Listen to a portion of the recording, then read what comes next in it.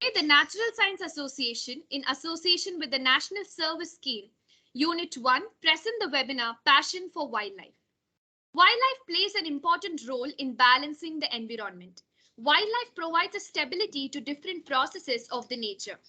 Wildlife and nature have been largely associated with humans for emotional and social reasons. By conserving wildlife, diversity in the environment can be conserved. In our session today, we have four eminent speakers who will be sharing the knowledge on wildlife and how we as students be involved in conservation of wildlife or pursue a career being passionate about studying wildlife. It's a pleasure to welcome our speakers, Sanjeev sir, Chakshuda ma'am, D.S. Kiran Kumar sir, Arun Chikkamarappa sir, and our beloved staffs. We are happy to welcome our NSA coordinator and HOD, Dr. Jayashankar sir, and the NSS coordinator, Professor Selvin Paul. We are glad to have you on board, sir. We are also grateful to have with us all the core members of the NSA and NSS and all our dear participants. Warm welcome to all of you. Thank you. I now request our HOD and teacher coordinator of NSA, Dr. Jayashankar sir, to take over. Thank you, Maria. Hope I'm audible. Am I audible? Yes, sir. Yes, You're sir. Yes. Good evening, everybody. Our speakers for today's webinar on passion for wildlife and the student coordinators of this webinar, Maria Titus, Ajay Vikram, and Sumant, and also all the participants who have joined uh, this webinar.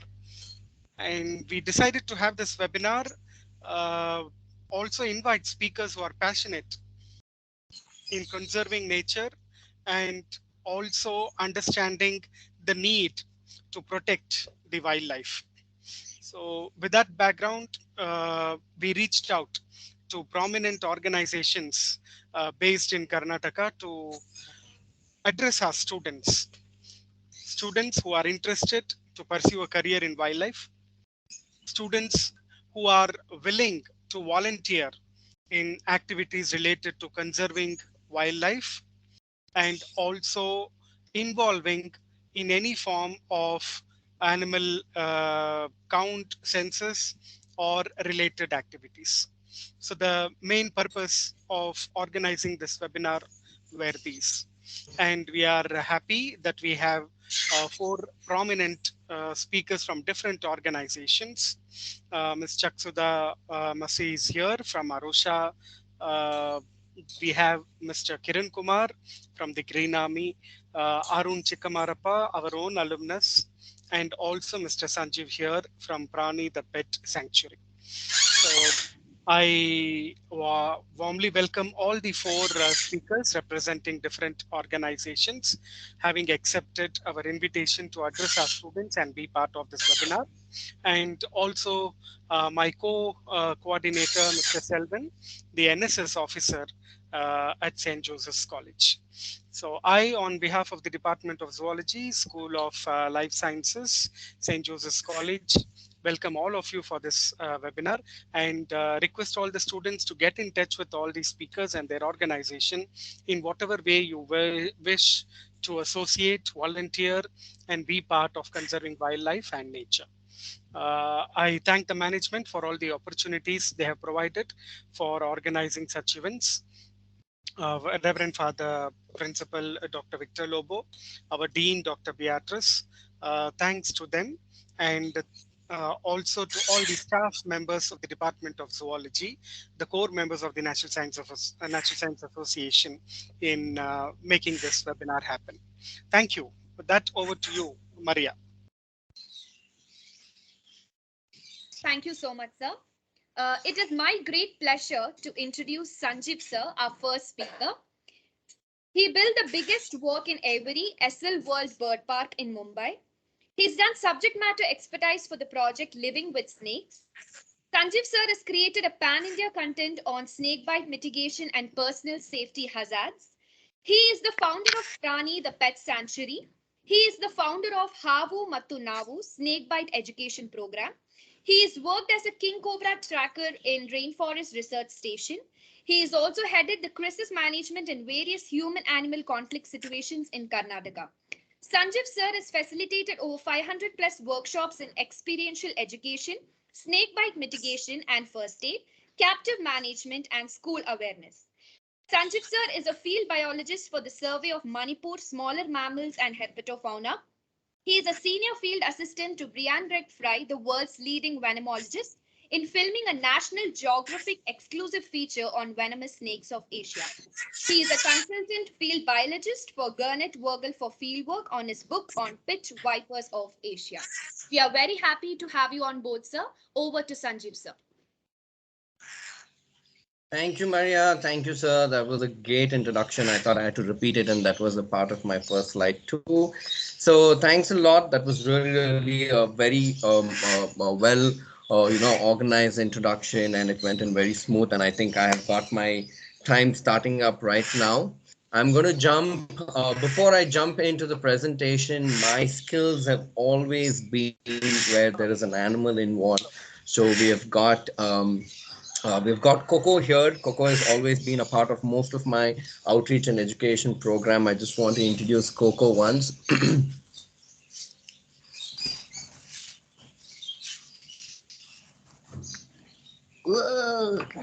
Yes. Okay. This is Coco. We have got a cockatoo here, and most of the animals and birds which you're going to see and interact with, or I'm going to talk about, are all actually rescued. Yes, this guy is also a rescued animal, a rescued bird. This was rescued by a lady from Hyderabad who didn't know how to take care for it, kept it for about 6, 7 months, and then got it here. And Coco has been a part of at least, yeah, that's Coco. Coco has been a part of at least 100 educational programs in the last COVID, and he's been constantly working with kids. Anyway, this is Coco. Thanks, Coco. That was great. Okay, no, he doesn't want to. Okay, he's going to be a part of this show as well. I'm going to share my screen. I'm going to have done a small presentation for you guys. I'm going to share that screen.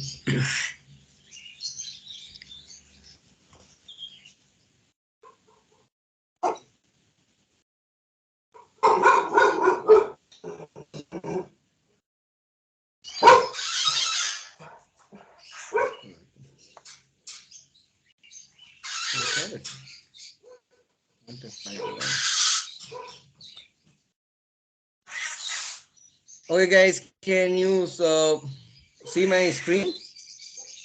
Yes, sir. The screen is visible. Yeah, it's visible. Okay, cool. So my topic is Prani as an extended classroom. I think this is where our most of our knowledge has revolved around, and this is where we want to really show our success because we use animal as a teaching tool. I'm going to skip this slide because Maria already introduced and she's spoken most of this. So I'm just going to skip this slide. This is about me. Um, a small story and some of the things which I want to share about is I've been from the last 18 years been constantly working with animals in distress. It could be various, it could be seizures, it could be animal which is fallen in wells. For example, you can see a leopard that was inside a Pepsi factory. We've got a crocodile which is inside a well. The python in this picture is from Manipur. We were the first people to actually survey the whole of Manipur on smaller mammals and the reptiles, basically the herpetofauna of Manipur. And the person sitting with me is Chirag Roy, who lost his life during that expedition with a monocule cobra. So we have done some serious stuff. We were the first people to explore Kabalam Jao and Loktak habitat. That's the only floating sanctuary in the world which is present in India. So these were some of our great opportunities I had. Post that, working with animals, I and wildlife, all kind of animals and wildlife. It could be rescues. I worked with multiple NGOs and organizations. I decided to do something of my own, and forming what and all I had as my past experience, I founded Prani, the Pet Sanctuary, and Havu Mattu Navu. My passion is always living with snakes. I mean, that's my in English. My project is also called Living with Snakes. I'm not going to talk much about Havu Matanavu today because our focus is Prani, but Havu Matanavu is a space where we work with farmers. It's a farmers upliftment program. WHO has made snakebite as a neglected disease in India, and we lose almost 50,000 lives every year, and about 1 lakh farmers die due to the wrong first aid. So we that's an outreach where we work with a lot of farmers, and it's mainly a farmers upliftment program. Today, talking about Prani is where we're going to focus on. The first thing is, what is Prani? There's a lot of things, but I would say ours is an open environment where we focus curiosity and cultivate into environmental literacy, respect, and responsible stewardship. I think this is exactly what we want to do with some of the key words like extended classroom, experiential education, education beyond books, teach me the way I learn, positive learning environment, enhancing environmental literacy level. This is very, very important. India is standing with very, very minimal environmental literacy level, and I think it's high time that we focus on that. Moving the classroom outdoors is something which I've tried to do from many years. I really, really don't like the classroom environment, and we have been trying to use outdoors animals as a teaching tool, and we are trying to cover 30% of a children's education without using blackboard or pen and paper, and we want to use outdoors and animals. That's where Prani comes in. How is it done? Right now in the sanctuary, we have housed almost 700 plus animals and birds, 40 different species, and we have worked with thousands of schools. And some of the, a lot of people keep asking me this question. So, what are the kind of animals do you have? So we have I mean, I've learned it, how these Shanti Sagar hotel guys would name it. So I have hedgehog, hamster, guinea pigs, emus, iguana, horses, donkey, sheep, goats, stingrays, snakes, gerbils, and these are just to name a few. Yes, most of them are rescued. I would say 80% of the animals are rescued, and they all have a very cool story. Either people have given up on them, or we have found them during some kind of a seizure. And some we have also procured for the education purpose. I've always lived with animals, so I have a lot of knowledge when it comes to captive management, which is what I'm going to talk about. Another thing what we do is we work with school. We run a tour, and this tour is for about an hour and a half to two. And basically, every kid goes around Thani, and we bring out all our animals. And depending on the age group of kids, we kind of introduce what we have. We have divided our space into 3 to 4 zones. We have the rodents, we have the reptiles, we have the hoofed animals, and the birds. So each young adults, kids from different age groups would spend their day interacting with these animals. And I think a lot, not just the knowledge about animals, but you can understand a lot more when you're in the outdoors. And that could be compassion, which is not a part of the curriculum. That could be love. That could be affection. That could be behaviors. Things like that is not a part of our education curriculum, and I think emotions are very, very important as well. We have done more than 20,000 educative tours at just Prani campus the last 4 years.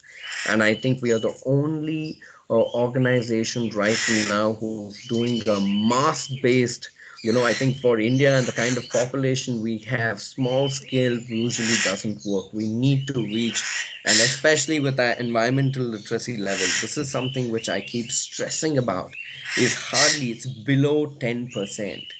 And unless and until people are aware that this is important, and just it's just that they've never been exposed to this or never had an opportunity towards it. And I think Prani becomes the bridge where we try and work with children, with teachers, and we also want to work with schools where we want to have Pranis in every possible schools in every part of the city. And I think that's only the self-sustaining model.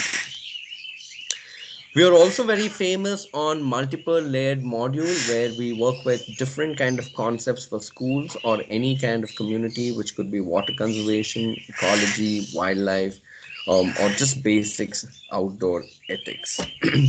Yeah. So, talking, this is how we do it, and this is what we have been doing.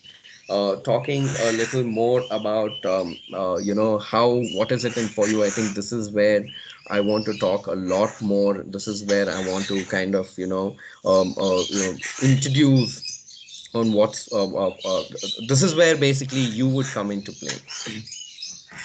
I think here I also want to take in some questions, and I also want to take in certain just brainstorm through. Yeah. First thing first is what is in for you.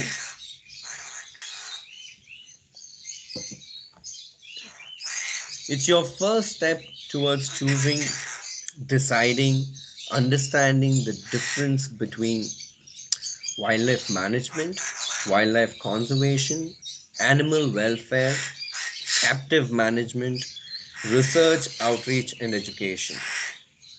So all of these are very, very different words. So I'm going to shift sliders. I'm going to shift, go back to my slides, come back here and things like that because I want to connect back. I just have 4 slides which I ran it across, and I'm going to take this as my main slide to connect you guys on what we have been doing starting from my first slide. So I think what is in for us would be where you people would come in and help us do this. How is it done? I would look at you guys and coming and working with housing our 700 animals and working. That could be captive management. That could be working with, the medicine part of it. That could be working with the whole construction part of it. Because wildlife is a very, very generic topic. When people says I want to get into wildlife, you need to figure out on what is that you want to do for wildlife, because you can connect anything. The coolest part about wildlife and outdoors is you can connect anything. If you're a good engineer, you can connect. If you are into coding, you can connect. If you are a zoologist, you can definitely connect. Yeah. But only when there is an ecology of people where with different skills is when we would be successful. For example, without a vet, I won't be able to run a sanctuary. Or without knowing how to grow my basic fodder for my animals, there is absolutely no way I can sustain. So I need to know a skill set of a farmer. Two, I need to know a skill set of a veterinarian. And that is where you would be working with multiple people to understand that what is that you guys really, really want to do. This is very important. When we get into wildlife, we don't know, so we think rescues are great.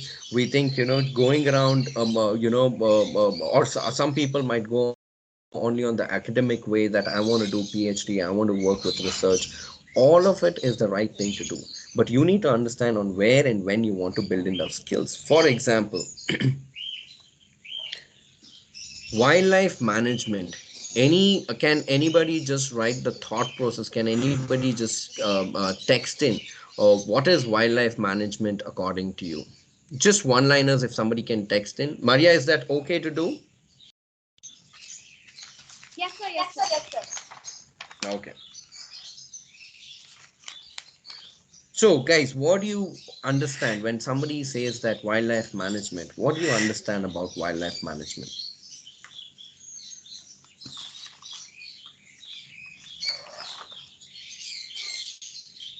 Hmm? Anybody? Okay. Okay, if not management, what do you guys mean by any of those words there? If anybody wants to talk about what is wildlife conservation, what is animal welfare, what is captive management, if anybody has anything, do you guys just want to say, hey, I think this is what it means?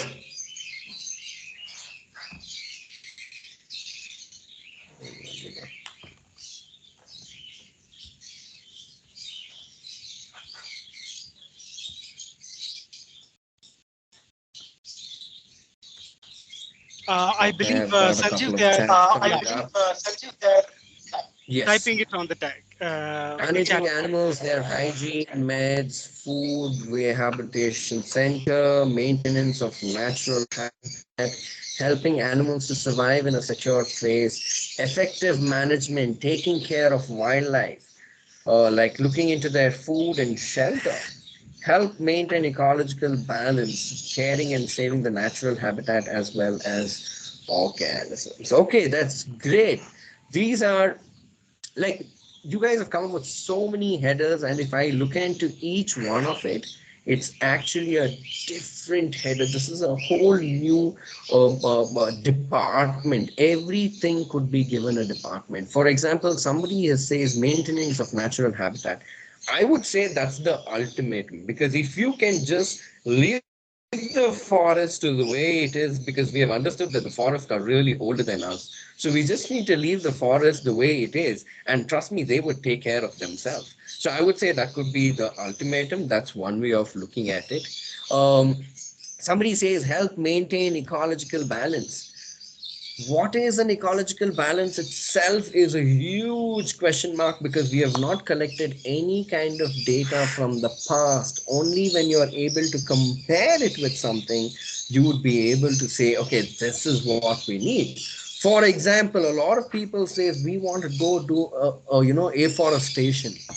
What is afforestation? Planting random 100, even if you're planting native 100 trees, that doesn't mean you have done the right thing. That doesn't mean you have built any kind of ecosystem or ecology, unless and until you have monitored a small piece of land and you're trying to re-mimic the same piece of land very close by. So it just gets into so detailing that you won't. All of this is very, very important, and I think it's time.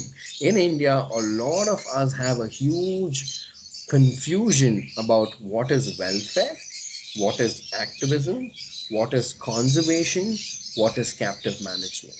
And I think this is something which is, reading about all of this makes me feel that yes, this is the kind of community and crowd I really, really want to talk to, because this is so much more understandable. This is so much more meaningful to me. This is great. So I'm going to go back to my slide.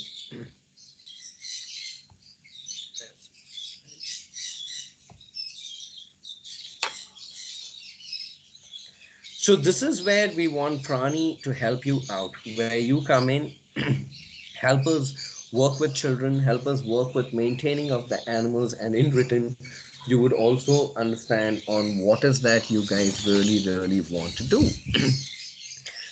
Going back to another slide of mine,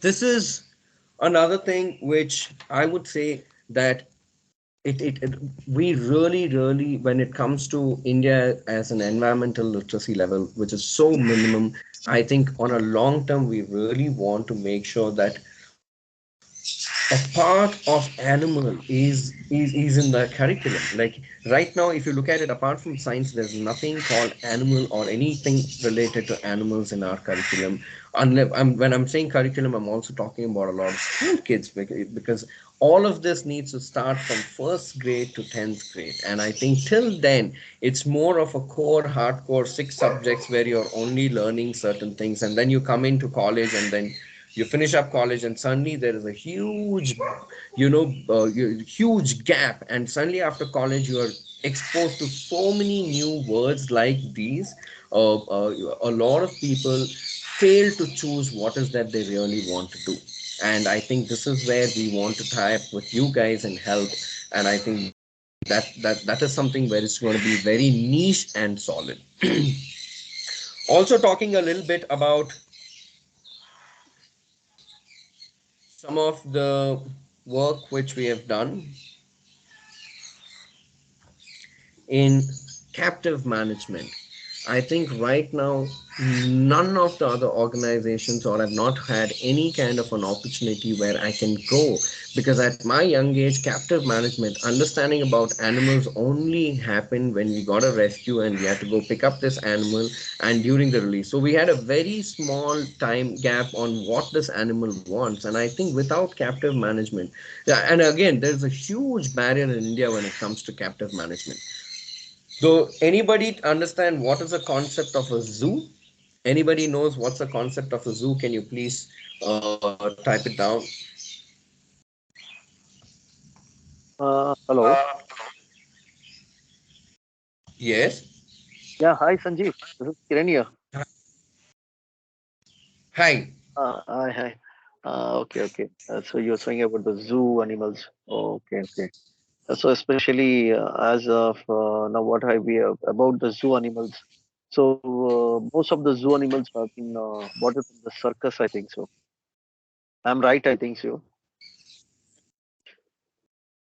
Most of the animals which have been like most of the animals which have been bought from zoo and other places like where we have been and even few have been rescued animals, I think so. Correct. And somebody else also says zoo was basically a collection of animals, so as for the purpose of entertainment, just in the name of education. Breeding program for endangered species to keep wild animals for display to public. Yes, this is something which is really niche to keep wild animals for display to public. Is this needed? Do we think we need to do that? Yes or no?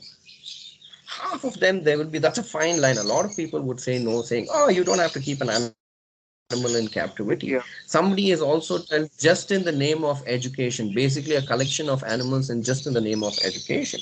So now, is that right or is that wrong? Because I'll tell you, when I looked at the whole concept of zoos and I'm like, oh, why should they keep so much in captivity and stuff? But when I first worked in my first zoo, the kind of people who walked in had never ever even seen an elephant in their life. And these are people from Agumbe, these are people from Chitradurga, these are people from Shimuga, where they do have elephants in their surrounding, but their first sighting of an elephant was inside a zoo. Their first sighting of a leopard was inside the zoo. Their first live sighting of so many smaller mammals like civet cats or actually seeing a mongoose or a monitor was all inside a zoo. So when you go and talk, a zoo is actually also built for people who can't only afford to go to sanctuaries or who do not have internet.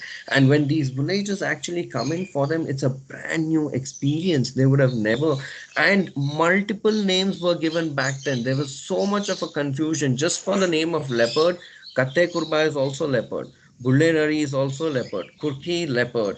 Chirte leopard. Cheetahs also right now is a leopard right now in India. They'll say cheetah 122. So all of these, only when they went to a zoo they understood, okay, this is how it's going to look like. My last work when I was in Bukapatna, I was working in, they were calling in Katte Kurba, but that was a hyena. And what we know as Katte Kurbas has always been hyena, but they have been looking at a leopard and calling it Katte Kurba all their lives. So now a zoo becomes a space where instead of so many people going into the forest to see what's happening or trying to figure out, what kind of animals which they were seen just walking by, it's very important that they go into it and they understand. But yes, the concept and the whole procedure, the way the whole display, the whole education module, the whole touch and feel and show and tell of a zoo has definitely changed. We have not moved that from so many years. If you look at the other thing important on just captive management and having a zoo, it's a gene pool collection. We have never done any kind of gene pool collections in a zoo. And if you start doing that, it is the amount of knowledge which we can get onto it is something which is on another level. Third thing which we can also take as a positive thing from the zoos is only unless and until you have kept an animal in captivity to understand what is it eating, what is its behavior, only then you would know what kind of habitat you need to recreate. This is something where zoos need to put a lot of efforts on what is that behavior, what has worked for them, publish more papers, and that is the whole ecosystem. of captive management. Why I'm taking certain just headers for you guys is to open up saying, hey, don't just get focused on wildlife. Start deciding what is that you want to do in wildlife, and this is the right time to choose. And everything is right. For you guys, everything is right. You don't have to follow what has been there. If you look at the present zoos, you might not like it, I might not like it. But this is what is the concept of captive management, and it is you guys can actually change it. You guys can take this up as very seriously and move towards this and actually change it. You have the opportunities in your hand. That's why I wanted to just give you a couple of headers. I didn't want to talk about what we do as rescue. That it's all been there, it's out there. But deciding right now and only working towards that field. It all could be outdoors in wildlife, but if you want to do research, focus on research. Get connected with people who's doing research. That should be something which is important. And in Prani, again, I want to say you would be able to do a bit of everything, because here we also rescue animals, we also get wildlife calls. Prani is also been a field station. We recently did we published we did an extension record range extension paper on Nagarjuna Sagar, which is a pretty cool snake, and that adds as another new species to the Bangalore checklist. All these years we had no clue that Nagarjuna Sagar is also a part of Bangalore's habitat. The last was found in a couple of Hospet and Hampi and some in central India. So that was also found. So we worked with Yatin and we got it published. We've also worked on, as I told you, we also run Havu Mat Navu, which is an outreach and a conservation program where we have received funds from Hamilton Foundation, which is a UK organization. And that is where we only work with farmers, dedicated to farmers. So you understand what is actual conservation, how to write in a fund, how does this thing work. We also get so many people coming in, so you will get a baseline idea on what kind of a knowledge do Indians have. Without knowing that, without knowing your audience, without knowing what are you targeting, you won't be able to know what is that you need to do. You might That is very important. If we have to get into any kind of conservation, you need to understand the future market, and I think that is something which is available here. As I keep telling, no other organization can actually give you so much, because if you're going to a wildlife organization, it is not right to handle wild animals, because you get into human implantation. So the concept and the goals of a wildlife organization is completely different. Is minimal handling, no human implantation. So at that time we lack the whole touch and feel of it. Here it is more of a touch and feel, but you don't get to explore any kind of a wildlife rehabilitation, because we don't do wildlife rehab. If you're focused on something there, but you would be able to do a lot of smaller rehabilitations for our domestic and exotic animals. So you get a just a subsurface idea about how is my life going to be if I choose to be a rehabilitator, how is my life going to be if I choose to be a researcher, what is wildlife management, and all of those ideas is what is required, maybe if not as deep, to run a place like Prani, the pet sanctuary, where we have got an ecosystem of multiple animals, people, and bird all working. So it is definitely an organized chaos, and I think that is the whole ecology of it. I think I have another 5 minutes. Before that, I want to take in some questions. I'm going to show you a last video closing up on what I just have one video for you guys to see. This was my really cool rescue, which I did a long time back. This was the 100th king cobra, which we picked up in Agumbe Rainforest Association. And this was the M1, which did the groundbreaking research work on radio telemetry on king cobras.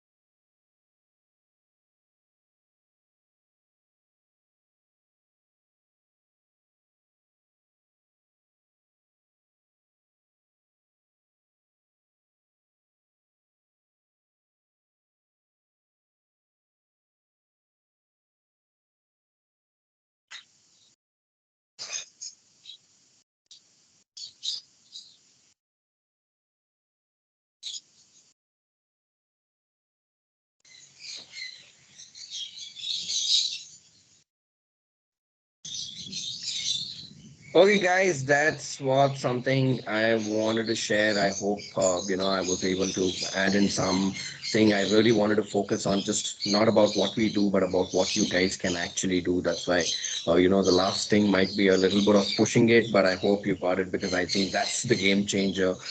Deciding now is the game changer. I have another couple of 2 to 3 minutes, is what I assume. So if you guys want to, send some questions, please do.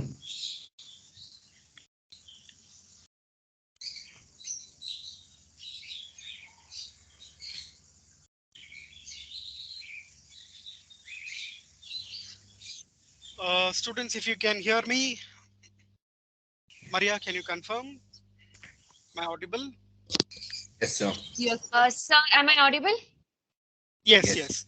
So, dear participants, the purpose of having the title Passion for Wildlife is asking all these organizations to showcase in what activities they are involved in and how you can be part of those initiators.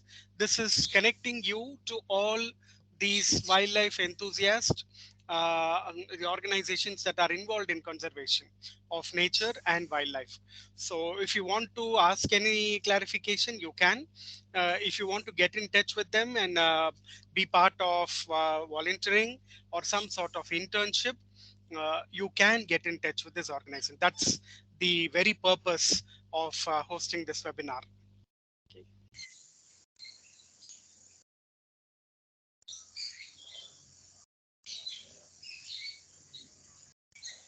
Okay. So actually, I had a small problem with the network, so I joined really late. So I could only hear for 15 to 20 minutes. I need a little bit just.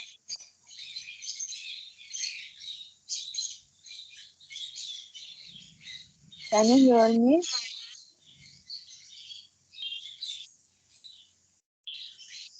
Hello. Uh, Sanjana, can you repeat your question? If Uh, Sanjeev, if you sir, got I it. sir, I had a small problem with the network, and I could only join at the last 15, like 6:20. So I could only get the information over the 15 minutes. Can I get a little bit just for the before that? Sorry. I think you would be having a recording which you can see. Are you saying, do you want to know what we do? You want to get an idea on what? Sorry, I didn't Yeah, understand. actually, Just type it up. no, I had a Correct. problem with the team. Correct. So I had to I had to uninstall it, install it. I had a lot of process in it. So I had missed the 20 minutes of your introduction and everything. I could only get to know about the wildlife management and other stuff you told about right now. Okay, Okay, Sanjeev, great. as you So said, this is recorded. uh, yes, it's recorded. The NSA YouTube channel, the entire video will be uploaded. So Sanjana, the link will be shared. I request all the participants to go through our previous YouTube channel recordings as well. For the past 2 years, several webinars have been conducted. They have been uploaded there. This too will be uploaded there for you all to access. Okay, Sanjana. Thank you If so very otherwise, much. yeah, if there is any other query, people can ask or get in touch with. If you want to volunteer or do any kind of internship or any other form of service towards conserving nature and wildlife, please go ahead to ask.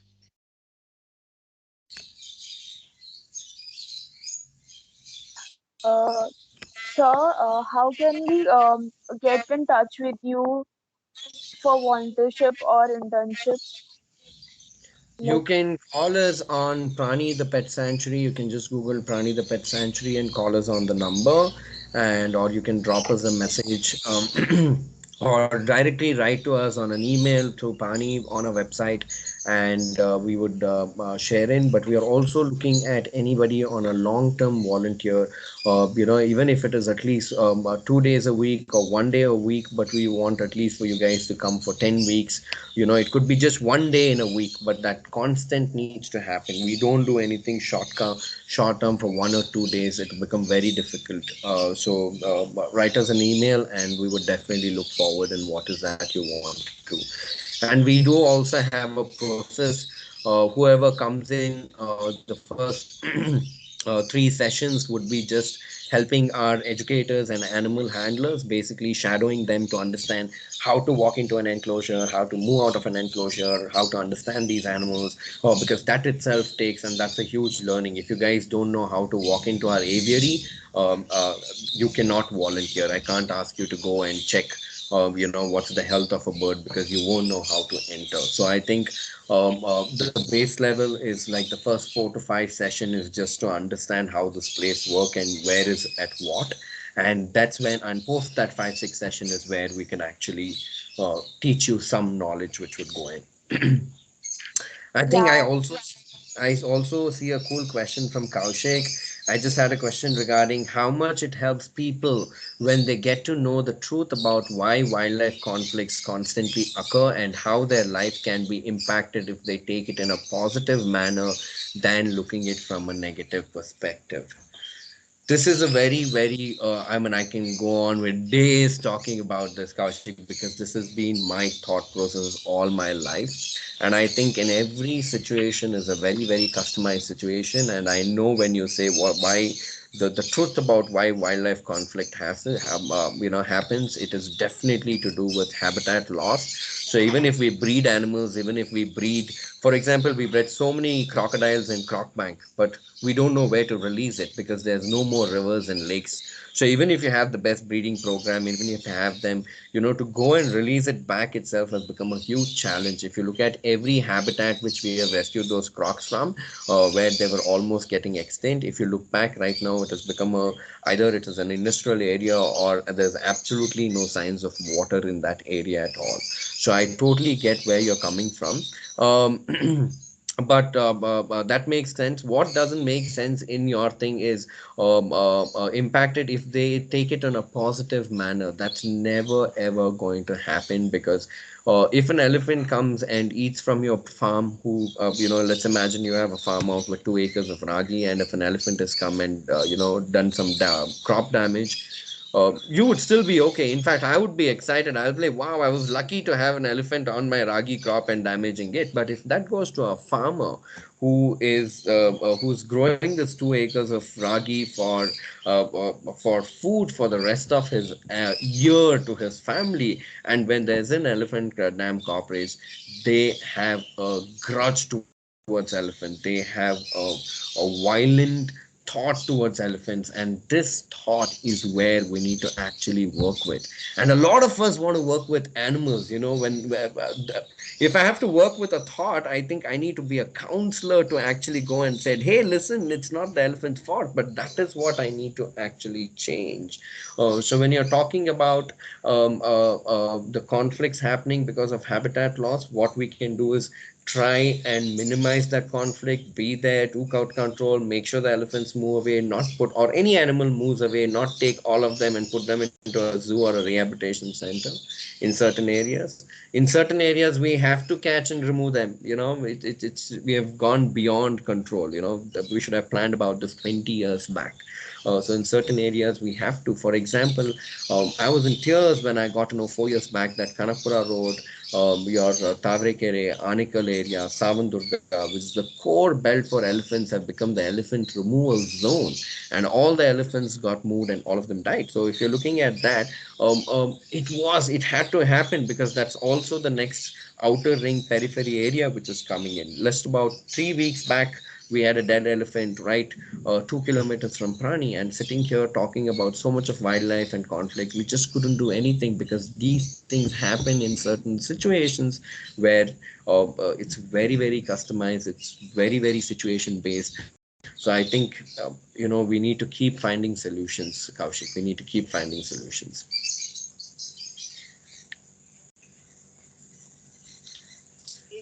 Anything Thank you else? so much. Okay, anybody else?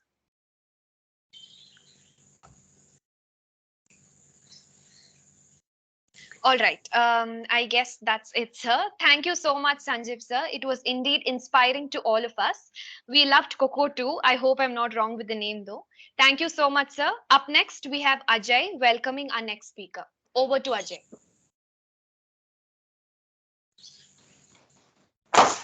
Yes, Maria, can you hear me? Yes, Ajay, you're audible. Yes. So the next speaker of today's section is Chakshuda. She completed her graduate and postgraduate in the University of Chester, UK, on animal behavior and wildlife conservation, respectively.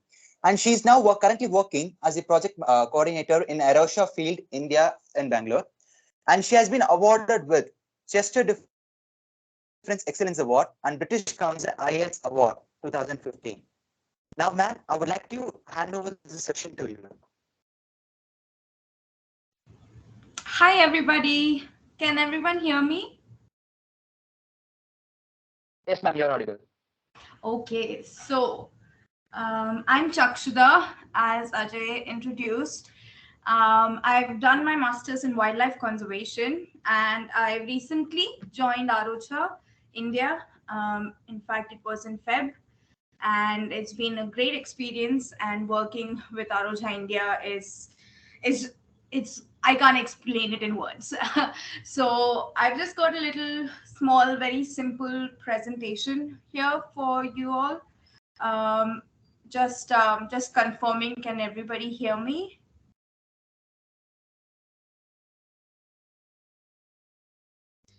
Yes, madam, you're audible. Go ahead. Okay, that's great. Thank you. So just a second.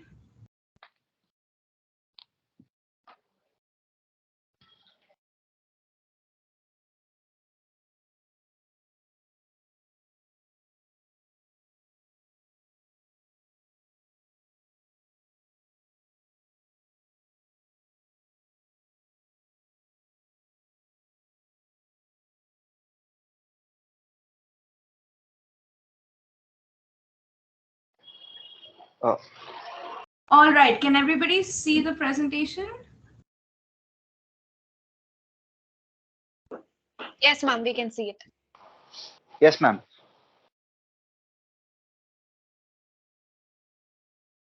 Yeah, sorry, consider me to be a little technologically challenged. So, hi, the title of my talk today is basically a multidimensional approach to nature conservation. This is one thing that I've learned during my course during my master's in wildlife conservation, that there are different stakeholders that you have to consider, because I was under the impression that wildlife conservation equals wildlife, but very soon I started learning that there's a whole human dimension to it as well, which is actually equally, if not more important than actually considering the wildlife. So based on that, I'm just going to tell you a little about Arocha, India, and then we'll talk about the work that we've done in the past and the plan we have for the future, and all the ways in which you can help us as volunteers. So one thing about Arocha India, Arocha is an international network of organizations which are present in more than 20 countries, and we all work with the same model of conservation, community outreach, education, and awareness. So it's really nice to be in such an organization which has such a big reach in the world. In India, we started in 2003 as a charity, and we started with addressing conservation issues in and around Bannerghatta National Park. But more recently, we have been looking and started expanding our research into the Hosur landscape as well. So right now, our work area is the Bannerghatta Hosur landscape. So that's about us. And one more thing before I go on to the projects is, every project that we do, we always appreciate help, and we have I'll come to that later. Sorry. So the work that we do to kind of ensure the multi-stakeholder approach to conservation, the work which we've done is basically divided, you can so to speak, in these three categories, where it's not like set in stone, they overlap with each other, but broadly it's scientific research, conservation education, and community outreach. So first we go on to research, scientific research. So the heart of Arocha India is and will always be, as our director says, um, Asian elephants and mitigating human wildlife conflict for the communities in and around Bannerghatta National Park. So we pioneered a lot of research in terms of elephants, and the elephant in the Bannerghatta landscape was not monitored as such, and that is something that I think we're very proud of. We are actually, I don't think we are very proud of it, and we've pioneered the research. We've got mitigation going on with different barriers. So as here you'll see that our elephant proof barrier that we had recommended, it's doing actually done quite a good job. And since we implemented this barrier, there's so much more that has come up, and we've done community led barriers, and then we like the chili tobacco fence, and then basically we've also done a railway fence that is successful. And then we've done population monitoring of Asian elephants, and as you can see, we did the whole training for the Asian elephant population estimation, which happens every few years. And just a second.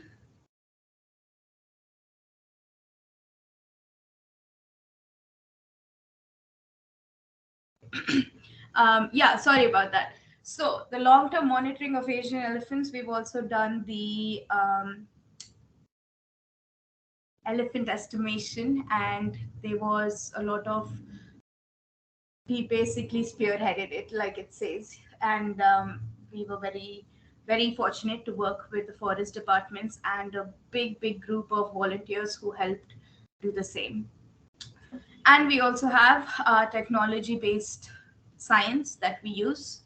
And here you can see these are the PIR sensors which are being put up to detect the movement of large mammals. And additionally, we've also worked on something called MATM, which is the monitoring and trip alert mechanism. So that's developed by Arocha. And we also have the laser-based elephant installation in the laser-based elephant boards, which is kind of, yeah, it's made a lot of improvement because they are taken in by they're powered by the solar in the day, and then they light up in the night. Then we move on to conservation education. I'm sorry, did someone say something?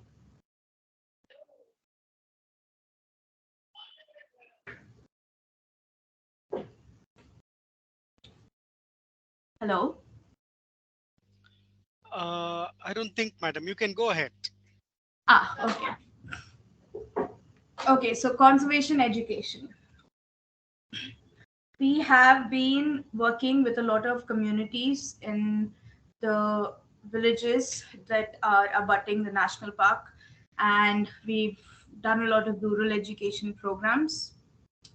Um, we've we've done a lot of, here on the left you can see these kids. They were taught to do origami of elephants, and so then here on the right is the Gaj Yatra, which we did in one of the elephant corridors, where we were spreading awareness. And there are several more education programs, all of which we always encourage engagement in with the volunteers, so that if something that you're interested in doing. Then we've got our research students as part of our education, who we take on interns who can help us, or be a part of the projects that we already have ongoing, or for those who have a research idea of their own, we always welcome them in a way that um, we always welcome them in a way where we encourage them to use their own research idea. Um, and yeah, and basically we got scholars from, so these are the Iranian scholars who had visited our field study center. So we're hoping that you guys also kind of join us, because we're always welcoming people to research with us. Then we've got our community outreach, and here you can see this is a street play that's being conducted to raise elephant conflict, awareness in the rural communities. So apart from this, we also do a lot of surveys in terms of finding out perceptions of the local communities who we think it's very important that we take on their inputs, because at the end of the day they are very, very important and crucial, because their livelihoods also depend on the forests. Then we do capacity building, where our team takes on training and workshops for, so this is the CRPF, and so we kind of tell them that, talk about the latest research that has been done, and give them kind of advice and training on how to use scientific methods in a way that the results are useful. And then that's the projects we've done so far, a very, very short glimpse of it. If any of you would like to find out more about our projects or know more about the work that we've already done, please feel free to get in touch with me. I'm sure Ajay can forward my details on to you, and I'd love to chat more about all our projects, and so that just so you get an idea. Then coming to now, last year we as an organization decided to kind of redefine our vision for the future. And our vision focuses on conservation and well-being of the forest's wildlife, and also the people who depend on the forest and are living near the forest. So to do this, we've come up with 5 big ideas that we are working under. So all our projects from now on come under one of the 5 divisions. So we've got habitat. So all our projects under the habitat division aim to comprehensively explore, improve, and address anything and everything that's related to land, habitat, water, and infrastructure. So things like reforestation programs. Then we've got lake rejuvenation. Then in terms of infrastructure, we have setting up of anti-poaching camps, and so on and so forth. And our campaigns division may be self-explanatory, but it is basically everything we do in our efforts to reach the public, communicate to them the importance of conservation, and the importance of the role that they play in achieving the bigger picture. So this can be done through things like cyclothons, or we do plastic drive cleanups, and basically spreading the word, awareness and outreach. And then we've got mitigation, which kind of everything we did with human elephant conflict in terms of barriers, and kind of minimizing the damage caused by elephants to humans and humans to elephants, and the different methods in which we can use them. So one of the biggest things in mitigation is that technology is really playing a role in it, and we are fortunate enough to work with people and have collaborations where we are able to really advance in this division. So then we've got advocacy, which I believe to be a very, I guess you could say, a topic or area which people would usually kind of steer away from. But us as an organization, we strongly believe that all the research we do and everything that our research produces has to have an impact on the decisions that are taken for the landscape. So all the results that our science produces, that our research produces, it should inform policy. So we should be able to say that, this is the research that we've done, these are the findings, and based on this, we can pitch to them, for policies and things like that. And one more important thing in this division is our collaborations. And we believe that it's very important for all the NGOs to work together, the ones in nature conservation. And we've been fortunate enough to have collaborate on many projects with many esteemed organizations, and this is something that we are always looking to expand on. So informing policies and liaising with stakeholders is the kind of main aim of advocacy. Then, last but not the least, we've got welfare. Our welfare division aims at empowering all the communities, their well-being and their livelihoods around the national parks, around the habitats which we work in. So this is done through, again, education programs, and then we have health initiatives, like we did the whole COVID campaign, and then we've done, we distributed medicine. I'm sorry, someone say something? Maggie. Ajay, can you mute the participants?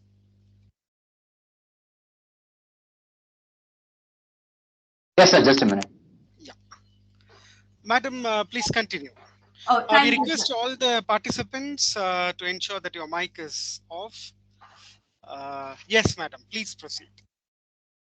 So welfare is empowering the communities, and we basically we're doing this through also community-based conservation models, where we believe that, if we approach, basically the concept is that if you make the people who depend on the forests, if you make them aware of good ways, as in, better ways to kind of live in like coexist with wildlife, they will want to do it, because it is also their livelihood that depends on it.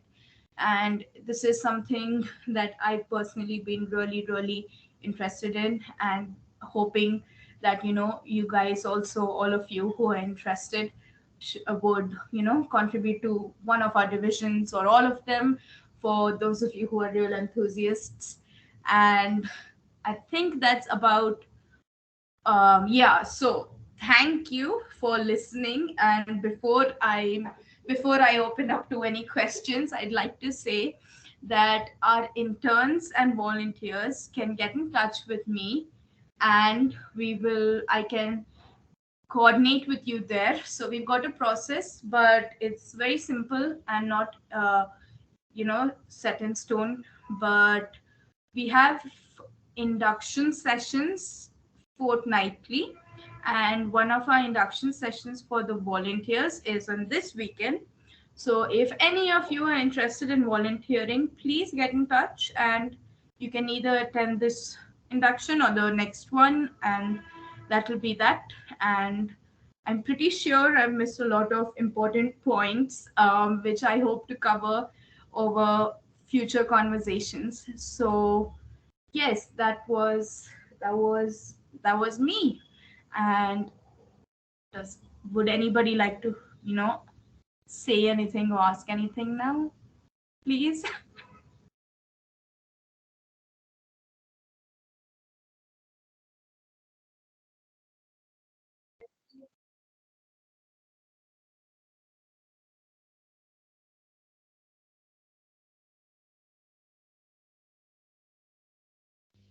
Any questions?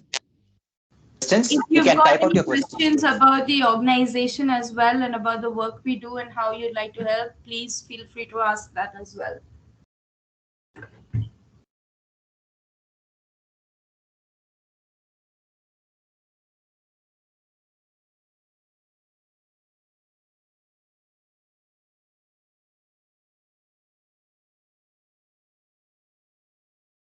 Eh? Does anyone have any questions?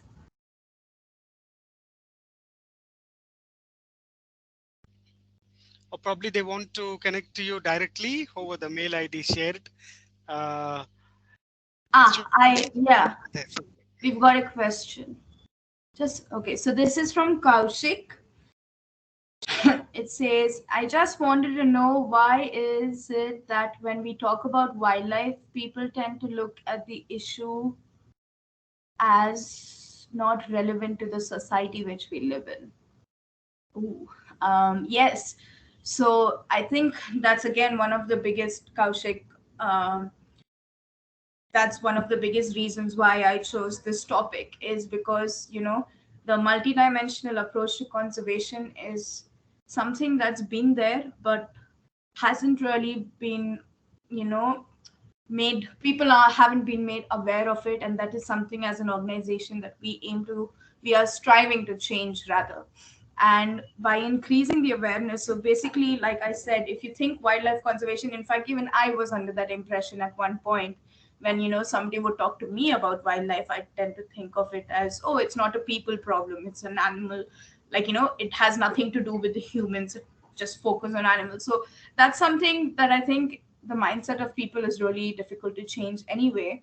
But that's where us as researchers and, representatives of organizations which work towards conservation, I think that's where we come into play. And we I think we really need to work hard on changing that. So down the line, in 2 or 3 years, when you talk to somebody about wildlife, they will definitely think of it to be relevant to the society. I hope that answered your question, Kaushik.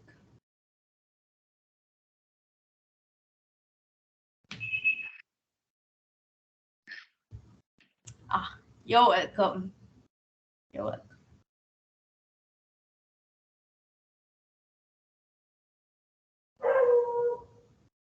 Anybody else?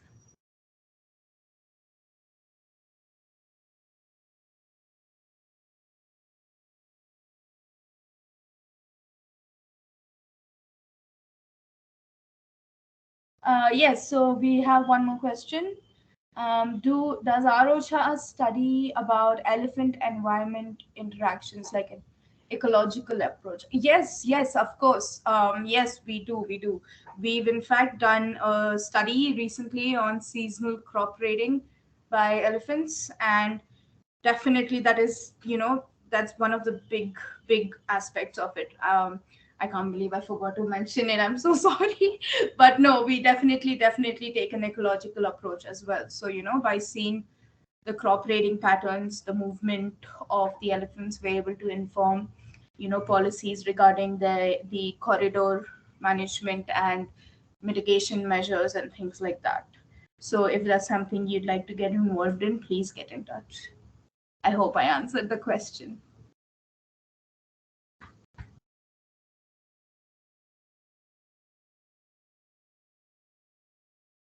Yes, ma'am. The questions are over for now. Thank you so much, ma'am. It was a great treat of information for us. Up next, I will be introducing our next speaker. I am glad to introduce DS Kiran Kumar sir to all of y'all.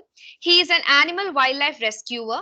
Kiran sir is the founder and president of Green Army Force. He is a great social activist too. We are very happy to have you with us today, sir. Over to Kiran sir. Warm welcome and thank you, and good evening all you. Hope it's Bangalore is good and better today. And I am horrible. Can you everyone hear me? Hello. Yes, sir, you're audible. Yeah. Okay. Okay. Coming to me, being in a wildlife with 12 years, uh, just you can imagine, I'm a different person. Belongs to like other guests. We are all city wildlife rescuers, means urban wildlife rescuer in a Bangalore city, because urban wildlife is also very important in the ecosystem. Because today it's Bangalore is grown up with a huge population, and why urban wildlife is very important in the ecosystem, because urban wildlife plays a huge responsibility and the role in the city. Today, whatever the rain and whatever the climate variations and whatever the things we see, it's all because of our ecosystem. So, comparing to Bangalore, it was we call it as a garden city. We have just turned back in history about the Bangalore city. It was a very big greenery city at the early 40, 50 years before. So where you can see early part of the Bangalore, where it was completely full of greenery in the city. Um Now after 2020, like the 2000, the city started developing with IT city, concrete city, and many other names for the city. Uh, Coming with my part of the work, I'm a common man turned into a wildlife rescuer in 2010. It was unexpected. I found a bird in a road where I was trying to help the bird where to take them, and I was not having any knowledge to where to take the bird and where to leave the bird. Just with the knowledge of my friends, I took the bird to the veterinary hospital. But I was a little bit confused over the system because in Bangalore on those days in 2010, veterinary campus where it was, they used to allow, before they used to rescue birds also, but later it was completely differentiated with domestic animals and wildlife, because even I was not having any kind of knowledge about birds and animals. I started getting curiosity about my mind. Why not I do something where I need to, because it's a common man question that way to take a bird if any bird fallen in a road. I just saw a kite which it was wing was injured, and I was just guessing where to take the bird and who is going to treat the bird. As I can't take the bird to the normal any hospital, I need to find somewhere where the birds can be treated, or the pet hospital, or the pet clinic. I was just searching, and then finally I got an knowledge that we need to take it to veterinary campus near Makery Circle. So I took it over there, but the reason I didn't get a help over there. But I was just very angry on the doctors and I was just shouting on them. Then finally one of the person came and advised me this is a place where the domestic animals will be treated. It's a common man question because today huge number of students are there here in a group today. They have been joined with us. But you also know to understand the basic things, the basic animal wildlife, what it is exactly. See, when we found anywhere a bird which it is fallen or injured, so what we are going to do?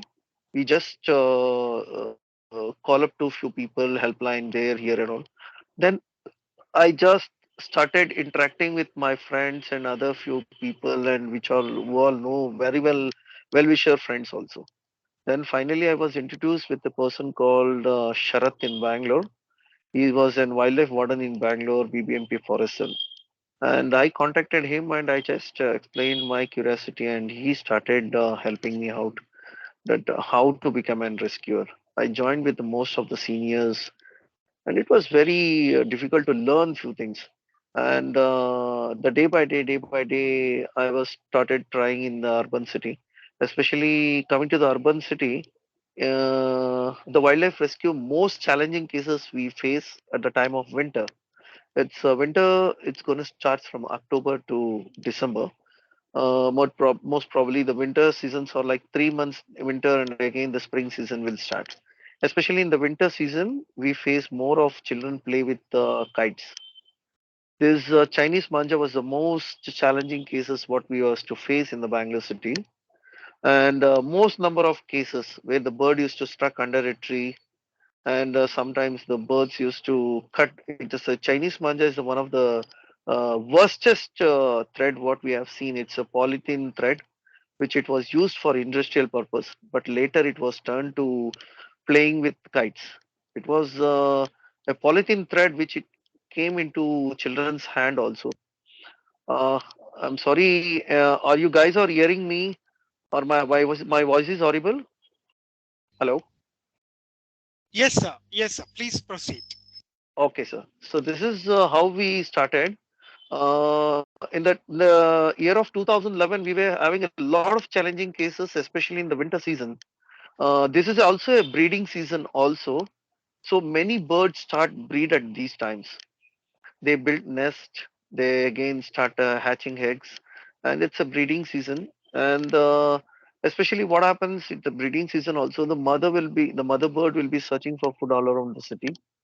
So this is a time where the birds used to come back to their nest. In the meanwhile, they will be struck under this Chinese manja and thread. And you guys have been seeing the birds used to hang in the tree because of this Chinese manja. If they don't find any people doesn't see the bird, they may die within 2 3 days because it's very horrible. These kind of threats, even it is banned in India also in 2000. I guess in 2014, the central government announces the Chinese thread which it is being used, it's illegal and it has been banned all over India. But today also we can find these kind of threats which are playing a huge role in many, especially in middle, like in slum areas, in some kind of areas where they are like very easy to find the children's hands. It's illegally they are selling it off because it's getting it very easily for children's. And this thread is very horrible and it may even kills any person. It may cut your neck also. So these kind of threads are very dangerous. This is the first part where we used to start doing rescuing in the Bangalore city. Then the second part when we come to after it starts with the spring season, it's equal to very near to summer season. Summer season in the sense like it's horribly like in February to almost till May, we have a situation of summer season. The most of the birds they face dehydration. They don't find water. They have a lack of food. They don't find in the right places. And these kind of birds are very challenging for us. And it's very strong birds used to come to ground and they fall with dehydration. And most of the times the people call us. And at the time of 2011, when I was started as a trainee, I faced many different kind of issues going around the Bangalore in a one two wheeler to rescue. Minimum morning to evening, we used to get around 8 to 10 different places rescue calls. So this was a very big challenging for us. So another part, especially in rescuing for these birds, the fire brigade was very helpful for us in providing the equipments like ladder and giving some ladders and other few equipments also, which was most important to needed. Sometimes we need to climb up a huge big trees and all, and also we need to climb trees by using ropes and all. So this was a major challenge where we face. And coming to the next thing, uh, especially Bangalore urban cities is covered up with many different species. I have been rescued more than 5,000 and above birds, and also we have done many different challenging rescues also. My first challenging rescue part it comes to where I can show you few things where I can share with you.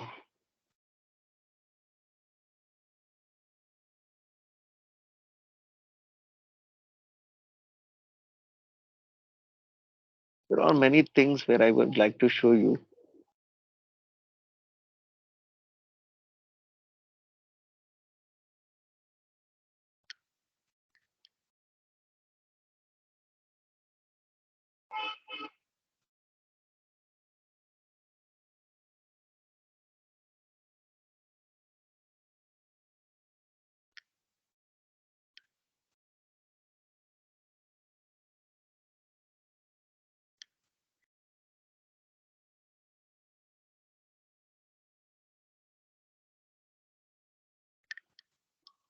Just a second. I'm just taking up few photos where we have been done many different rescues.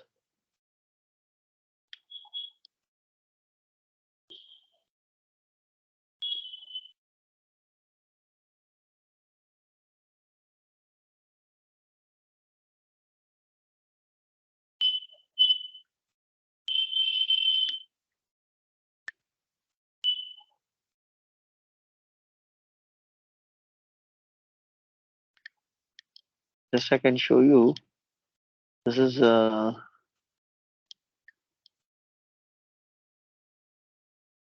black kite, and you all guys have heard about the black kite. This is a black kite. Coming next.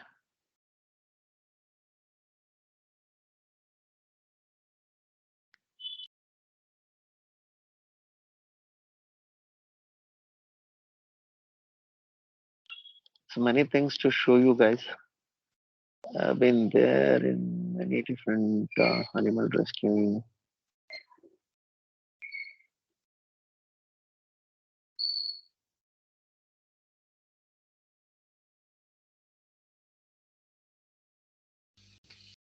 Any help required, Kiran, in sharing? No, Ajay? that's what I was just yeah. A few birds photos. I was just about to show them. So that just I was searching for a few photos where I was. It was there in my gallery, and I was about to show you guys because I'm just using my cell phone to show you a few pics where I was trying my best to show you, but it's very odd because being in wildlife from almost 12 years, many different species, many different kind of birds, more than 70 different kinds of birds were being be rescued, and I'll just show you. This is yeah. Can you guys see my pic? Start presenting. Okay. Can you see my photo? Yes, Kiran, it's visible. Yes. Yes, sir. This is called a monitor lizard, which it was rescued in urban Bangalore city. And you'll be wondering that monitor lizards are found in city because see, in ecosystem, every animals are being present because it's very important in playing a huge role in ecosystem, especially when it comes to rescuing. It's also major challenges we face. It's not so easy to uh, catch any kind of wild animals because we need a lot of training and we need a lot of practical experience. I have been learned from the all from my seniors by practical experience only. So we have not been gone to any big associations or any other NGOs to learn this. But I was volunteering for BBMP Forest Cell when early in 2010 when I joined. And there are a lot of other different animals also I can be showing you. So coming to the rescuing part, it's really very difficult in urban Bangalore city. It's a huge challenge. Every animal are important in the ecosystem. But I can show you some other pics also.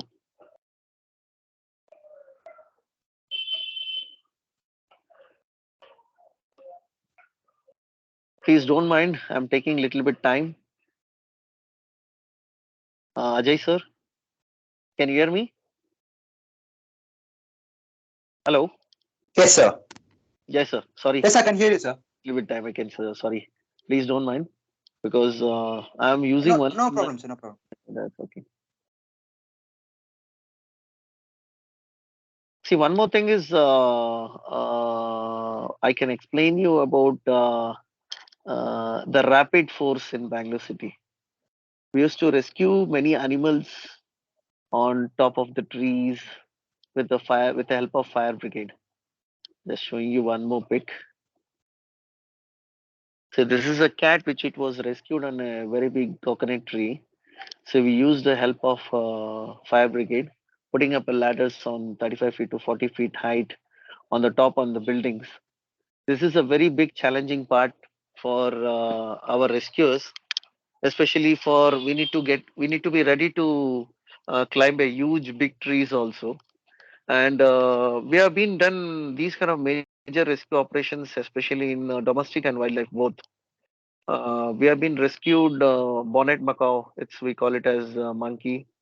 And other than that, most probably we have been rescued birds also. And in coming to urban city, we get most probably, especially snakes also. We will be wake up till 24 into 7 in Bangalore city. So people get my contact details from even from the fire brigade, police control room, and even from the BBMP forest cell. There are many rescuers in Bangalore city. We have a huge group in Bangalore city. And coming to my organization, starting from 2011 to 2020, I was a part of an freelancer. I trained under BBMP Forest Cell with few seniors. In later after 2014, I became a freelancer in Bangalore city, where I was rescuing animals because most of the people were reaching me because they are well known about me about animal wildlife rescuing. And I was the part of many other different organizations also.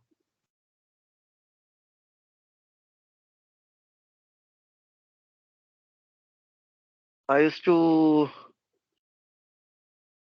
volunteer for many different other wildlife organizations also.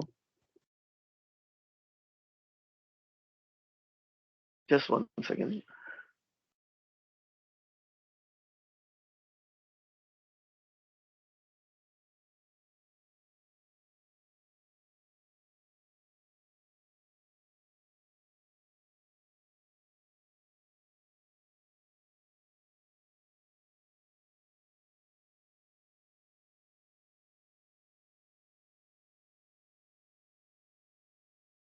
So being in wildlife, it's not so easy. First, we need to be well trained. We need to choose our seniors. And on those days when I was under training, it was not so easy to learn the wildlife because handling wildlife is very important. It's not a common man who can go and touch any kind of an animals. So coming to part of it, I need to be one thing I can tell you. It's a very big challenge where I was faced in 2012. My first after a training, my first rescue was spectacle cobra. It was a common cobra where I rescued in Bangalore near GKW. It was a very big challenge. Almost I took 45 minutes to rescue a snake. See, I can even show you a few pics of the photo.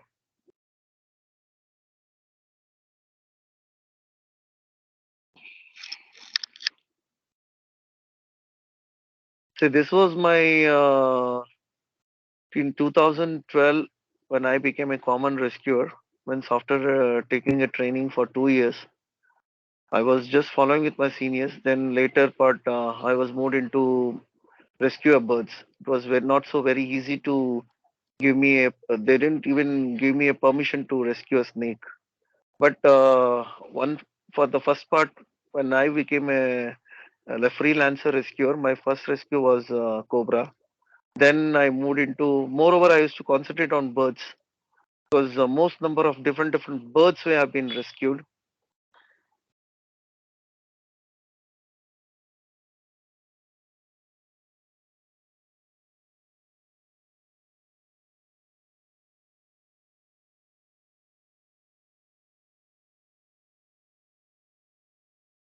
Please don't mind, and I'm very sorry to take a long time because I'm using with my cell phone and I am explaining you guys.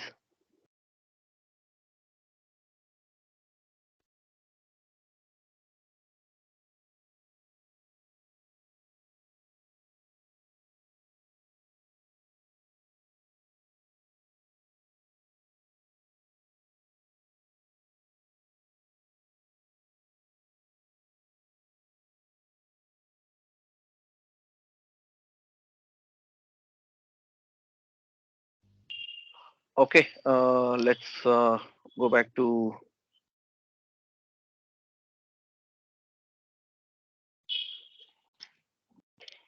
Hello. So can you hear me? Yes, Kiran. If you could Yes. share how our students can involve in internship or volunteering, any activities. Okay, sir. Uh, Okay, now I'm coming part to my Green Army Force. Okay.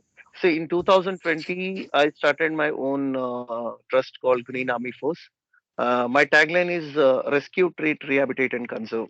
Rescue in the sense the animals which have been rescued, and the next it goes for the treat, how to treat a bird, handling a bird, and few other things. And rehabilitate, we have three different rehabilitation centers in Bangalore city. One is WRRC, ARRC, and PFA. If you any person, common man, or anywhere, if any person find any birds, we have a three different rehabilitation centers. And most of our rescuers, especially if any animal falls, it's a if any animal falls sick or for seen anywhere in the city, they can contact immediately animal helpline to rescue these birds. We are the rescuers are there for 24 into 7 to rescue the animals and send it them to as choosable the rehabilitation centers. This is a major part when we come into rescuing things. Green Army Force focus more on environmental projects, especially we work with the forest department with many different projects, especially for tiger census and animal wildlife census, and there are a lot of different other awareness programs also we join with them. One is anti-snare, anti-poaching, and many other different programs will be conducted by the forest department. And we also conduct few awareness programs and also workshops with the forest department. Last past from 2 years, we have been working in MMLs for it's a MMLs now. It's considered as a tiger reserve. We are doing for the plastic free awareness for programs over there. So last year we collected around 6 tons of plastic at the time of Shivaratri Jatra. Every year there will be a Jatra at the time of February or March, and lakhs of people come to Shivaratri Jatra over there, and people gather a lot, and the people walk from more than 150 to 200 kilometers to hills. And we have a Talbetta where it is based in MMLs down. From there to top on the hills, it's around 25 kilometers, and 19 kilometers is the stretch of the hill.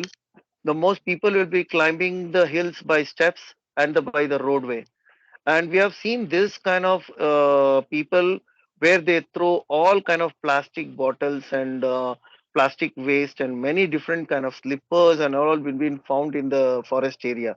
And it's very horrible to see, especially this is our wildlife sanctuary, and we have been not been given awareness to the villages people, especially giving a challenge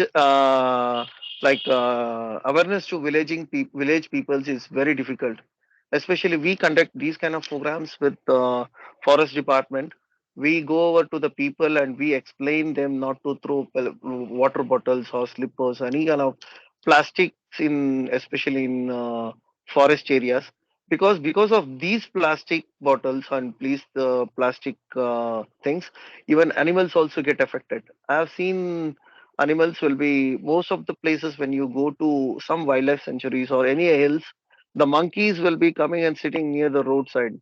Because one more thing, um, there are few people who going to give food to wild animals while they are traveling most of the times. I have also like to represent one video. Just today we saw this video, and it was really very horrible. And I don't even think that how people may disturb the wildlife, especially when they go for wildlife sanctuaries. Just you want to know that why it is so important to follow few things in when we go to wildlife area, when we are passing through any places. One second.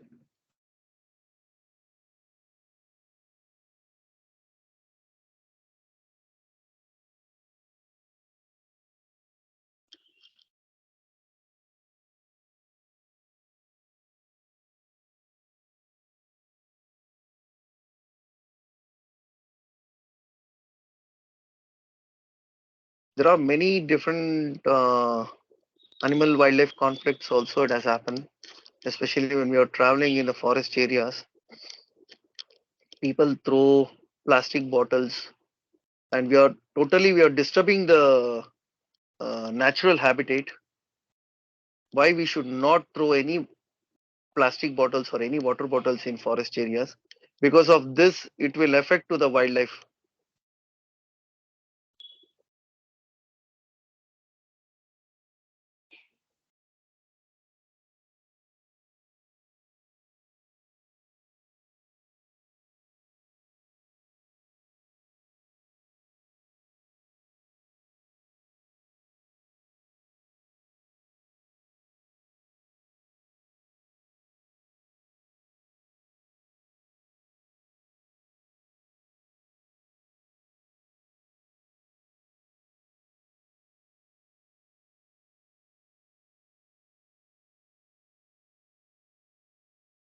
Mr. Kiran,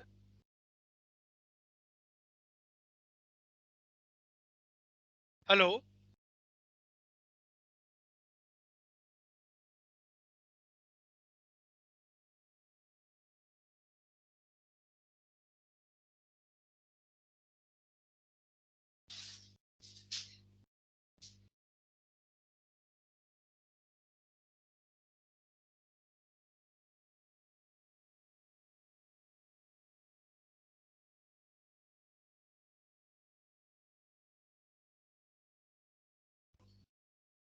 Mr. Kiran, you're not audible.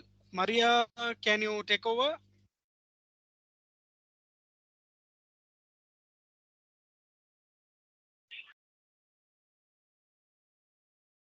Yes, sir. I'll thank you. Thank you for sharing your experience, sir.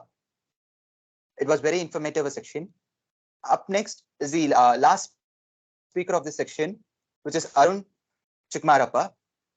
Mr. Arun is a very passionate about nature, education, wildlife conservation, bird watching, sketching and photography, and social entrepreneurship.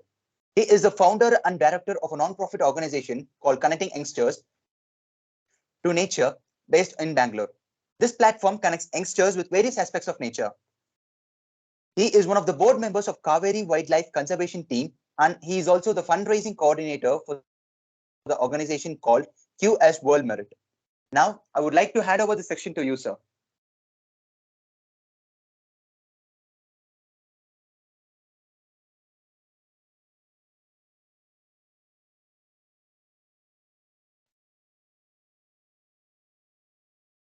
Arun, sir, can you hear me?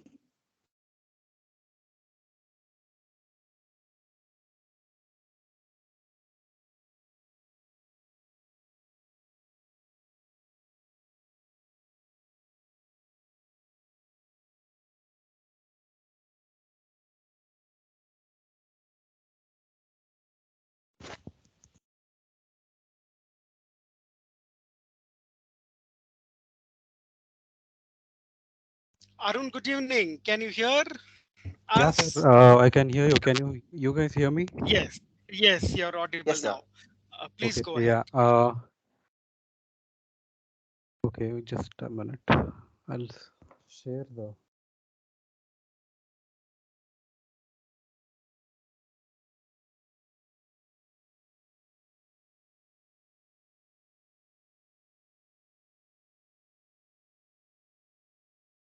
Okay.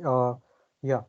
Thank you so much for the opportunity, sir. It's really nice that you guys have given me opportunity. I mean, it's really good to have so many people here to listen to the talk. Yeah.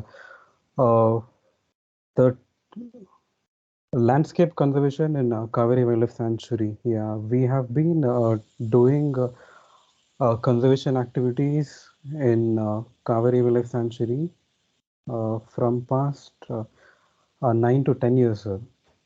And also the one second.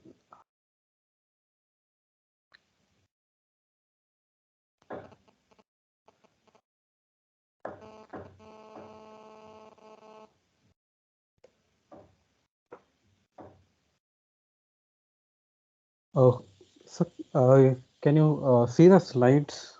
on the screen? Yes, Arun, it is getting shared. Okay. Yeah. Landscape conservation at Kaveri Wildlife Sanctuary. That's what we have been doing from past 9 years. Okay. Yeah. Why Kaveri Wildlife Sanctuary? The reason why we have taken Kaveri Wildlife Sanctuary as the place, the location for conservation, it's because it's the largest wildlife sanctuary in Karnataka. Second reason would be is it's the closest place to see wild tigers close to Bangalore would be Kaveri Wildlife Sanctuary. Uh, Third reason would be the major source of water for people staying in Bangalore and 5 to 6 districts around the sanctuary and also in the Tamil Nadu is the Kaveri River. Fourth reason would be uh, it's one of the largest landscape which provides highest density of which is the home for highest density of wild elephants in India. So these are the reasons why we are working in Kaveri Village Sanctuary. Yeah, okay. Coming to the issues, now we have a lot of issues for the. If you see this picture was taken about 3 years back. This was a trap, a snare which was uh, laid to catch the wild pig, and by accidentally the leopard was caught. And this is a very major issue. Poaching activities. The people from Bangalore, they have a lot of there's a lot of demand for wild meat, spotted deers, wild pig, and sambar deers. All of this every month. It's been there. People poach all of these animals and then they send back to people in cities wherever in Kanakpura or in Bangalore city. So this was the confiscated um, meat of a spotted deer about 4 years back. Yeah, second issue, the major issue would be, like I told you, it's the largest landscape for wild elephants, one of the largest landscape for wild elephants. And human elephant conflict is one of the major issue. 2 3 years back, there was no railway barricade which had laid around the sanctuary. Before that, there was incidents of elephant death. There was incidents of human death by elephants. It was very regular, and every month there used to be elephants used to come out, and it used to kill a lot of individuals outside. And one of the major issue is this even present, even after putting the electric fence or the railway barricade. There are elephants are really smart and they are very clever, and they still come out. This is another issue. Third reason would be is forest fire.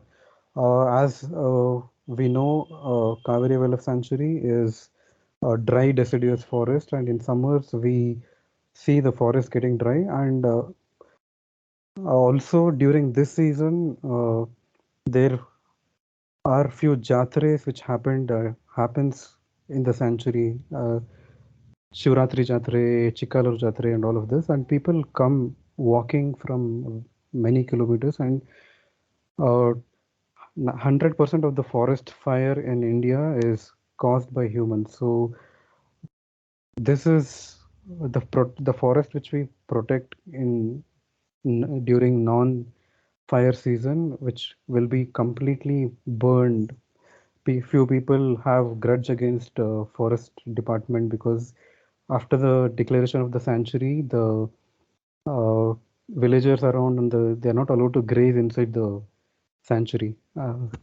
So what they do is they stop them from coming inside to the sanctuary, and this one reason they always wait for summer to take the grudge. So in summer they come and put fire and then go. This is another very major issue here. As we all know that Mekidatu project, people are there is a argument, and people want the dam, and few people don't want the dam. If we build the dam, I'm just giving you a clarity of what happens to the sanctuary. If we build this dam, the Mekedatu project, if it is happening, the 1,027 square kilometers of the sanctuary will be half of the sanctuary, more than 40 to 50% of the sanctuary will be submerged. So this is another major issue. Yeah, what we do, we have a lot of projects. We volunteer. We volunteer with the department. We collaborate with the forest department. We do a forest fire awareness campaign. We go to schools and colleges, and we teach them about the importance of forest. And we take students for nature walks. We There are about 250 to 300 schools around the sanctuary. So every year we go register. Most of the schools are government schools, so we register the students, and we take them for we conduct nature walks. We uh, teach them uh, teach them about the biodiversity. Most of the students here, they don't know the names of the uh, birds, or forget about birds. They don't know the name of the forest itself. So we go there and make them realize that okay, we are just people from outside. We It's your forest, so we are just helping you guys. So you guys need to be responsible about taking care of your forest. Yeah, this was an incident where one of our volunteer, he's the field manager in the sanctuary, Mr. Ningappa. So we confiscate things. This was a fishing guy who was illegally catching fish in the river. Such incidents happen very often. So we do anti-poaching activities also. Yeah, we go to pre-university college and recruit local volunteers. So we have about 40 to 50 we have a team of about 50 local volunteering team. So all of them have attended our school programs and college programs, and after that they have come forward and to help us, and also to protect the sanctuary. Yeah, we do patrolling activities. We go around the sanctuary. We have about 5 to 6 routes, regular routes, and we go around the sanctuary seeing if there is any illegal construction coming up, or if there is any snares which is being laid, or is the forest department people actually doing the work properly, or if there is any extra illegal activities happening, or if there is any fire. So we do all of this activities. Okay, yeah. What can you guys do, and what opportunities do we have for you guys? Yeah, we have started uh, one amazing thing this year. It's called undergraduate project and research. We have collaborated with University of Ohio in USA. A professor of biology there has come forward. He has come forward, and he has requested us to do this project in Kavarivilla Sanctuary. So what we do is we give projects for 4 weeks, and we are looking for, mainly it will be for undergraduate first year, second years, and third year students, and we'll be giving them projects to do based on their experience and all of that. Mostly it will be regarding wildlife conservation. So people who do the best project out of this, we are looking for about 50 to 60 registrations this year. Out of 50 to 60 registrations based in St. Joseph's College, Mount Carmel College, and Christ College. And three colleges we are looking for registrations, and we'll be giving them tasks, and we'll be giving them uh, activities to do. By the end of fourth week, we'll be selecting the two best project participants who would have done the projects very well based on the merit. So these two best students who have done the projects really well, practically and all of that. So we'll be selecting them, and they'll be given an opportunity to do the undergraduate research with us for one whole year. It will be for 365 days, and the research which will be done will be published in international journals with the help of our organization and with the help of Ohio University. And apart from this, those two students uh, will be getting a fellowship amount of 25,000 rupees each to do the projects in Kaveri Wildlife Sanctuary. So this is one thing which we have started this year. We are really excited to see the registrations and people coming forward to do the activities and the research here. Second thing what we have to offer would be volunteering opportunities and internship opportunities. Yeah, we have, like we said, we do awareness and outreach activities, and we do forest fire awareness campaign, and we do we also mitigate human and animal conflicts, and we have opportunities for documentation. People who are really interested in photography, or if they're interested in videography, we have a huge scope. And people, students who are interested to do research, even well, advantage of Kaveri Wildlife Sanctuary is a very few organizations or very few people have worked here. Most of the researchers or most of the individuals want to go to the Western Ghats. It's always green, and nobody wants to come and work in the deciduous forest. It's dry, and it's really, really very challenging to do work. So research opportunities are very vast, and data collection, like as I said, we do uh, patrolling activities. So the data, I'll just give an example what happened about 8 years back. The road, we have a public road which goes through the sanctuary, and when we took up the place for as our conservation location, there were more than 2.5 lakh cattle being raised inside, and our mission, our vision was to make this landscape so amazing and protect this landscape so that it will be uh, providing home for 2 to 3 breeding tigers. So we worked for a lot of years, and we did all of these activities what I told. And uh, in the last tiger census, we are really happy that the landscape has is a home for two breeding tigers. And also in this journey, what happened? This public road which crosses inside the sanctuary was opened 24/7. So we started collecting data, the birds which we saw, the road kills, what happened there. There was leopard killed. There was small in mammals to huge mammals, birds, reptiles. All of this data we started collecting. We started documenting the indirect signs and direct signs of animals there. We started documenting the sightings of uh, different biodiversity trees, the pattern of the trees. I mean, the flowering season, during the flowering season, during the fruiting season.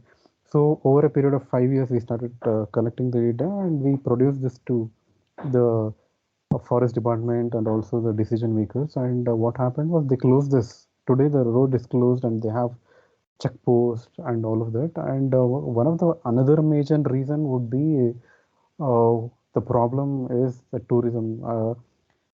People know Kaveri Wildlife Sanctuary, a very famous location for swimming, the Muttati area. It's in the heart of the sanctuary, and this place was once upon a time we used to see about 200 to 300 people getting drowned in the river. They used to come partying here. They used to bring alcohol, drink around the river, and in that drunkard state, they used to just jump inside the river, and the river looks very, very calm, but under the water, the currents are very, very fast. So people don't realize, and they just jump. And every year, this incident used to happen. And keeping all of this data, the alcoholic people getting died, and the biodiversity increasing in the landscape, and all of this we produced, and the road is closed today. And apart from our team, we have documented, we have seen directly, we have, apart from tigers, we have seen leopards, we have seen sloth bears, we have seen griffon jail squirrel, we have seen elephants, we have seen spotted deer, we have seen a lot of uh, direct sightings of animals and birds, star tortoises, otters, and mahashir fish. Yeah, all of this. So data collection also, we have opportunities, and patrolling. During patrolling, we say, like I said, we have patrolling activities throughout the year. So we have designed it in a way that it will be very easier for volunteers to come. The sanctuary is just about 75 to 80 kilometers away from Bangalore, so this is an advantage.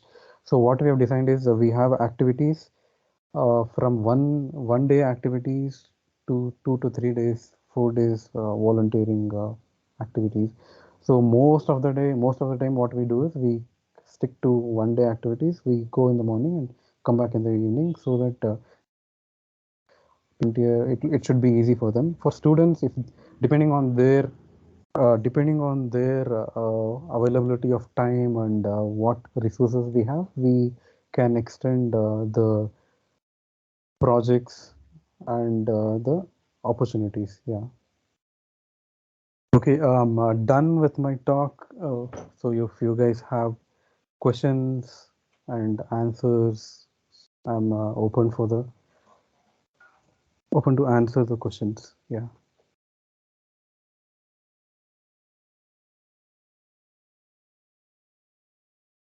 Hello.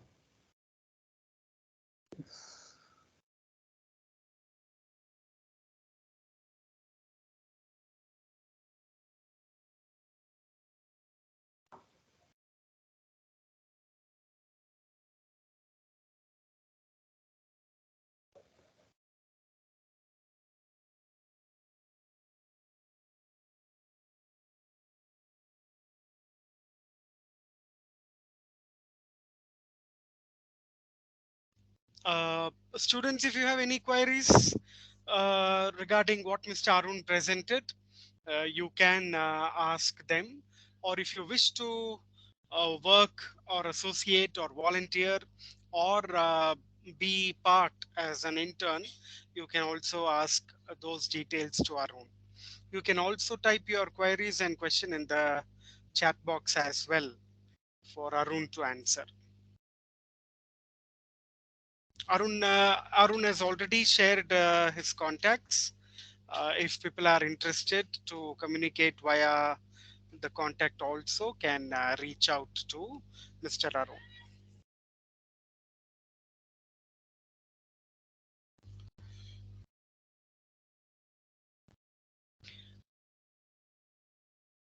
Maria or Ajay, you're around? Yes, sir. Yeah. Arun, if they can Yes, reach sir. out to you based on the question, the contacts that you have provided, I believe they will reach out. The students interested to volunteer or intern can directly reach out to you. As already mentioned, we will have a memorandum of understanding signed with all these four organizations. That was also another purpose, to facilitate our students volunteering or interning or associating with all the four organizations, representatives of which you heard them today. Yeah, over to the student coordinators for the next set of events. Yes, sir. Thank you so much, Arun, sir. It was indeed. Thank you so much, Arun, sir. It was indeed a great and interesting session. Moving on to the last part. Attention, dear participants. A feedback form will be sent in the chat box very soon. Kindly fill it up for attendance. Acknowledging the good that you have is the foundation for all abundance. On behalf of all the members of the Natural Science Association, I extend my sincere gratitude to our college management and our beloved principal, Reverend Father Victor Lobo, for helping us put our thoughts into action. I extend my gratitude to the zoology department of our St. Joseph's College and all our professors who have been encouraging for the success of this event. Thanks to all our speakers who readily shared their knowledge and seeded our interest in wildlife. A very big thank you to all the volunteers who came forward for this. We are forever grateful to our Natural Science Association coordinator, Dr. Jaishankar sir, and our NSS coordinator, Professor Selvin Paul. Thank you, sir, for all your efforts, ideas, and support. I would also like to thank all the core members of NSA who worked together to make this event a successful one. Last but not the least, I thank all the attendees who spent their time with us in gaining knowledge. Thank you. Thank you, Maria Titus, for the vote of thanks, the formal and the official one. I, on part of being the coordinator for the Natural Science Association, I wish to bring to your notice that the feedback form is posted. All of you can fill the details. Thank you to the management who have always supported us in conducting different webinars and activities. Thanks to the department colleagues in encouraging NSA and its volunteers in organizing these webinars and other initiatives. Thanks to all the core members of the National Science Association. Thanks to Professor Selvin Paul, our NSS officer, for jointly organizing this webinar on passion for wildlife. A special thanks to all the participants who have taken part in this initiative. I hope there was message for you to connect, to pursue volunteering or internship with all the 4 prominent organizations that you heard today. Last again, but not the least, very importantly, NSA organizes webinars and there are student coordinators in charge of these webinars. The student coordinators for this webinar titled Passion for Wildlife was coordinated by Ajay Vikram, Maria Titus, and Sumant. Thanks to all 3 of you for all your efforts, tireless efforts, and coordination in making this webinar a successful one. Thanks to all the participants. Please fill up the feedback form. It will help us provide your certificates also. Thank you all. Good night. Sir, Yes.